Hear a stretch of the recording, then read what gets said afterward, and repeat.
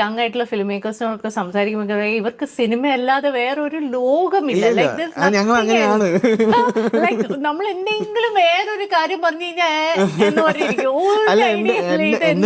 എന്റെ friends especially my best friend she will always tell എന്നുവെച്ചാൽ ഞാനൊരു കോൺവെർസേഷനിൽ നമ്മളിങ്ങനെ സംസാരിച്ചുകൊണ്ടിരിക്കുമ്പോഴത്തേനും ലൈക്ക് റാൻഡം ആയിട്ടുള്ള കാര്യങ്ങൾ വരുമ്പോൾ ഞാനിങ്ങനെ മിണ്ടായിരിക്കത്തുള്ളൂ. സിനിമയുടെ എന്തെങ്കിലും ഒരു കോൺവെർസേഷൻ വരുമ്പോഴത്തേനും സഡൻലി ഇവിടെ ഇരിപ്പുണ്ട് കേട്ടോ, ഇടയ്ക്കിടയ്ക്ക് അങ്ങോട്ട് നോട്ടമുണ്ട്, അത് ബെസ്റ്റ് ഫ്രണ്ട് കാരണമാണ്.